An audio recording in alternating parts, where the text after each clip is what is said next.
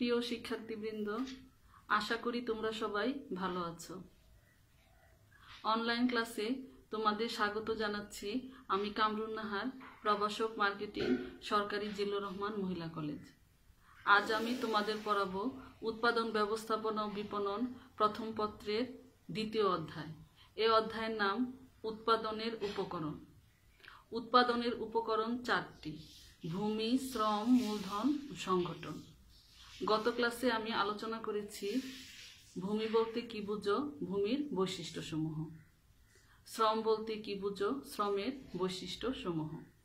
আজ আমি আলোচনা করব মূলধন বলতে কি বুঝো, মূলধনের বৈশিষ্ট্যসমূহ, এবং সংগঠন বলতে কি বুঝো, সংগঠনের বৈশিষ্ট্যসমূহ। প্রথমেই আমি আলোচনা করছি মূলধন বলতে কি বুঝো। সাধারণ অর্থে মূলধন বলতে টাকা পয়সা বা অর্থ বোঝায়, কিন্তু অর্থনীতিতে মূলধন আরও ব্যাপক অর্থে ব্যবহৃত হয়। অর্থনীতিতে মূলধন হচ্ছে মানুষের সম্পদের সে অংশ যা বর্তমানে ব্যবহার বা ভোগ না করে ভবিষ্যতে সম্পদ বা আয় সৃষ্টির জন্য রাখা হয়। অর্থাৎ মানুষের আয়ের যে অংশ বর্তমানে ব্যবহার না করে ভবিষ্যতে উৎপাদন কাজে ব্যবহার করা হয় তাই হচ্ছে মূলধন। মূলধনের কিছু বৈশিষ্ট্য রয়েছে যা উৎপাদনের অন্যান্য উপকরণ থেকে একে পৃথক করে। প্রথমেই দেখো মূলধনের বৈশিষ্ট্যসমূহ। প্রথমে আছে মূলধন উৎপাদনশীল। মূলধন অন্যান্য উপকরণের সাথে মিলিত হয়ে উৎপাদনের হারকে আরো বাড়িয়ে তোলে। যেমন একজন মানুষ হাতে যে কাজ করতে পারে, সে যদি যন্ত্রের মাধ্যমে করে তাহলে তার কাজের পরিমাণ আরো অনেক বেড়ে যায়। 2 নম্বর হচ্ছে মূলধন শ্রম দ্বারা সৃষ্ট। মূলধন প্রকৃতি হতে সৃষ্ট নয়, মূলধন মানুষের শ্রম দ্বারা সৃষ্ট হয় এবং মানুষের শ্রম দ্বারা যে আয় হয় তার সঞ্চয়ের মাধ্যমে মূলধন সৃষ্ট হয়। 3 নম্বর হচ্ছে উৎপাদনের উৎপাদিত উপাদান।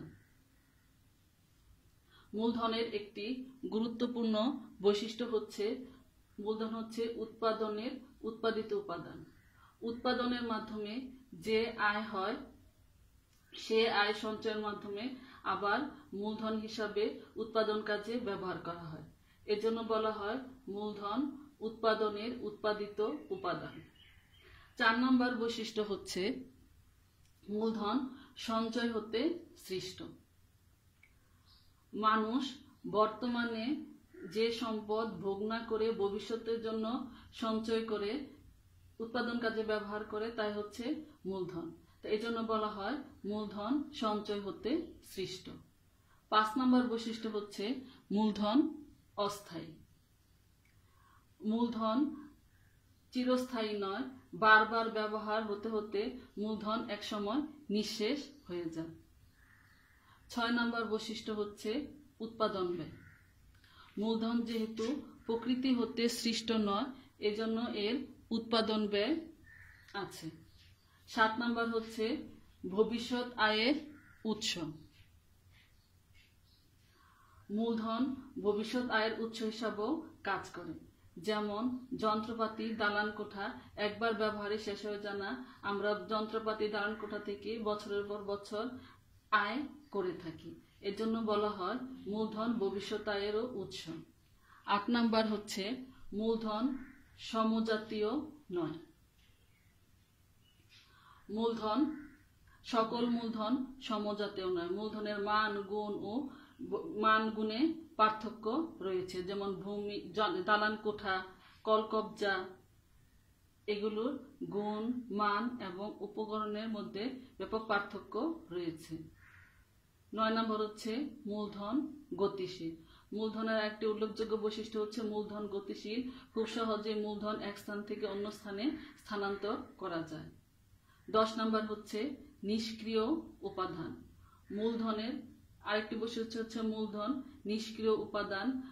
শ্রমের সহযোগিতা ছাড়া মূলধন নিজে নিজে কোনো কিছুই উৎপাদন করতে পারে না। 11 নম্বর হচ্ছে মূলধন উৎপাদন বৃদ্ধি করে। মূলধন উৎপাদন বৃদ্ধিতে ব্যাপক সহযোগিতা করে, যেমন আধুনিক যন্ত্রপাতি ও আধুনিক উৎপাদন প্রক্রিয়া ব্যবহার করে উৎপাদনের পরিমাণ অনেক বেশি বৃদ্ধি করা যায়। 12 নম্বর হচ্ছে কর্মপ্রচেষ্টার সাথে সম্পর্কিত। মূলধন হচ্ছে মানুষের কর্মপ্রচেষ্টা সম্পর্কিত। মানুষ বর্তমান কর্মপ্রচেষ্টার দ্বারা যে আয় সৃষ্টি করে, সে আয় সঞ্চয় করে ভবিষ্যতে মূলধন হিসাবে ব্যবহার করে। তাই বলা যায় মূলধন কর্মপ্রচেষ্টার সাথে সম্পর্কিত। এখন আমি তোমাদের আলোচনা করব সংগঠন বলতে কি বুঝো। এখন দেখো সংগঠন বলতে কি বুঝো। উৎপাদনের চতুর্থ এবং শেষ উপাদান হচ্ছে সংগঠন। সংগঠন উৎপাদনের বাকি 3টি উপাদান যথা ভূমি, শ্রম, মূলধনকে সংগ্রহ করে সমন্বয়ের মাধ্যমে উৎপাদন কাজ পরিচালনা করে।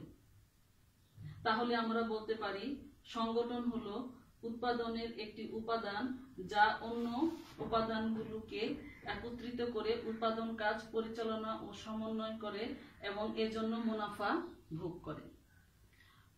উৎপাদনের চতুর্থ এবং অন্যতম গুরুত্বপূর্ণ উপাদান হচ্ছে সংগঠন। সংগঠনেরও কিছু নিজস্ব বৈশিষ্ট্য আছে যা আমি এখন তোমাদের সাথে আলোচনা করব। সংগঠনের 1 নম্বর বৈশিষ্ট্য হচ্ছে 2 বা ততোধিক ব্যক্তির দল। সংগঠন 2 বা ততোধিক ব্যক্তির সমন্বয়ে গঠিত হয়। সংগঠনের দল থাকে, আর দল একজন ব্যক্তি দ্বারা হয় না। তাই 2 বা ততোধিক ব্যক্তি মিলে দল হয়, যা সংগঠন হিসাবে পরিচালিত হয়। 2 নম্বর বৈশিষ্ট্য হচ্ছে সমন্বিত প্রচেষ্টা। সকলের সমন্বিত প্রচেষ্টায় সংগঠন সফল হয়। সবাই যদি যার যার ইচ্ছা অনুযায়ী কাজ করে তাহলে উদ্দেশ্য অর্জিত হবে না। সকলের সমন্বিত প্রচেষ্টার মাধ্যমে সংগঠন সার্থক হয়। 3 নম্বর হচ্ছে দেখো উদ্দেশ্য ছাড়া কোনো কাজই সফল হয় না। সংগঠনেরও একটি সাধারণ উদ্দেশ্য থাকে যাকে লক্ষ্য করে সবাই ধাবিত হয়। সুনির্দিষ্ট উদ্দেশ্য না থাকলে বিশৃঙ্খলা সৃষ্টি হতে পারে। 4 নম্বর বৈশিষ্ট্য হচ্ছে শ্রম বিভাগ। সংগঠনের আরেকটি বৈশিষ্ট্য হচ্ছে শ্রম বিভাগ প্রবর্তন করা। সংগঠন উৎপাদন প্রক্রিয়াকে বিভিন্ন ভাগে বিভক্ত করে কর্মীদের দক্ষতা ও যোগ্যতা অনুযায়ী কাজ ভাগ করে দেয়। এতে উৎপাদন বৃদ্ধি পায়। 5 নম্বর বৈশিষ্ট্য হচ্ছে দায়িত্ব ও ক্ষমতা বন্টন। সংগঠনের অন্যতম বৈশিষ্ট্য হচ্ছে কর্মীদের মধ্যে দায়িত্ব ও ক্ষমতা বন্টন করা। এতে সংগঠনের উচ্চতর থেকে নিচের দিকে দায়িত্ব ও ক্ষমতা বন্টিত হয়। 6 নম্বর হচ্ছে সম্পর্ক। সংগঠনের আরেকটি বৈশিষ্ট্য হচ্ছে বিভিন্ন স্তরের কর্মীদের মধ্যে সম্পর্ক গড়ে তোলা। এছাড়া কর্মীদের সাথে ব্যবস্থাপনা সুসম্পর্ক উন্নয়নের জন্য জরুরি। সংগঠন এসব সম্পর্ক তৈরি করে। 7 নম্বর হচ্ছে কার্য বিন্যাস। উদ্দেশ্য অর্জনের জন্য সংগঠন বিভিন্ন কাজের সুষ্ঠু বিন্যাস করে। এর জন্য কাজের ধরন অনুযায়ী বিভিন্ন বিভাগ সৃষ্টি করা হয়। এতে কাজ সঠিকভাবে সম্পাদিত হয়। তারপরে হচ্ছে দেখো 8 নম্বর হচ্ছে ঝুঁকি বহন। উৎপাদন কাজে সকল ঝুঁকি সংগঠন বহন করে। ঝুঁকি বিভিন্ন ধরনের হতে পারে, যেমন মূল্য কমে যাওয়া, পণ্য অবিক্রিত থাকা, চাহিদার পরিবর্তন হওয়া প্রভৃতি। এসব ঝুঁকি বহন করার জন্য সংগঠন মুনাফা ভোগ করে। 9 নম্বর হচ্ছে নির্দেশনার চেইন। সংগঠন কর্মীদের মধ্যে দায়িত্ব ক্ষমতা বন্টন করে। এতে সংগঠনের উচ্চ স্তর থেকে নিচের দিকে দায়িত্ব ক্ষমতা বন্টিত হয়। একে নির্দেশনার চেইন বলা হয়। এটা না থাকলে সংগঠনের শৃঙ্খলা থাকে না। 10 নম্বর বৈশিষ্ট্য হচ্ছে তত্ত্বাবধান ও নিয়ন্ত্রণ। সংগঠনের আরেকটি বৈশিষ্ট্য হচ্ছে তত্ত্বাবধান ও নিয়ন্ত্রণ করা। উৎপাদন কার্যক্রম তত্ত্বাবধান ও নিয়ন্ত্রণ করা না হলে পরিকল্পনা যথাযথভাবে বাস্তবায়ন করা যাবে না। পরিকল্পনা অনুযায়ী সবকিছু চলছে কিনা তা তত্ত্বাবধান করা এবং প্রয়োজন মতো ব্যবস্থা গ্রহণ করার উদ্দেশ্য অর্জনের জন্য অপরিহার্য। তারপর হচ্ছে দেখো নমনীয়তা। সংগঠনের বৈশিষ্ট্য হচ্ছে একে নমনীয় হতে হয়। সংগঠন এমন হবে যেন পরিবর্তিত পরিস্থিতির সাথে এটি খাপ খাওয়াতে পারে। উপরিলিখিত বৈশিষ্ট্যের কারণে উৎপাদনের অন্যান্য উপকরণ থেকে সংগঠনকে খুব সহজেই আলাদা করা যায়। এখন দেখো আমি আবার তোমাদের সাথে বলছি যে মূলধনের বৈশিষ্ট্য সমূহ। মূলধনের 1 নম্বর বৈশিষ্ট্য হচ্ছে মূলধন উৎপাদনশীল, মূলধন শ্রম দ্বারা সৃষ্ট। 3 নম্বর হচ্ছে উৎপাদনের উৎপাদিত উপাদান। 4 মূলধন সঞ্চয় হতে সৃষ্ট। 5 মূলধন অস্থায়ী। 6 হচ্ছে উৎপাদন ব্যয়। 7 ভবিষ্যৎ আয়ের উৎস। 8 মূলধন সমজাতীয় নয়।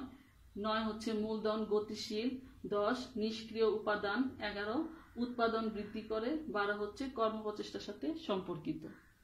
আর সংগঠনের বৈশিষ্ট্যসমূহ হচ্ছে 1 2 বা ততোধিক ব্যক্তির দল। 2 হচ্ছে সমন্বিত প্রচেষ্টা। 3 উদ্দেশ্য। 4 শ্রম বিভাগ। 5 হচ্ছে দায়িত্ব ক্ষমতা বন্টন। 6 সম্পর্ক। 7 কার্যবিন্যাস। 8 হচ্ছে ঝুঁকি বহন। 9 নির্দেশনার চেইন। 10 তত্ত্বাবধান ও নিয়ন্ত্রণ। 11 হচ্ছে নমনীয়তা। তাহলে দেখো যে তোমরা বাসায় ভালো করে উৎপাদনের 4টি উপকরণ ভূমি, শ্রম, মূলধন, সংগঠন ভালো করে পড়বে এবং এর বৈশিষ্ট্য সম্পর্কেও ভালো করে তোমরা চর্চা করবে। এখন দেখো এই উৎপাদনের যে 4টি উপকরণ এর যে কোনো একটির অবর্তমানে আমরা উৎপাদন কাজ পরিচালনা করতে পারবো না এবং এর বৈশিষ্ট্য সমূহ তোমরা ভালো করে আত্মস্থ করবা, কারণ এই বৈশিষ্ট্য সমূহের কারণে আমরা একটা উপকরণ থেকে আরেকটা উপকরণকে আলাদা করতে পারি। তাহলে আজকের মতো আমি এখানে তোমাদের ক্লাস শেষ করছি।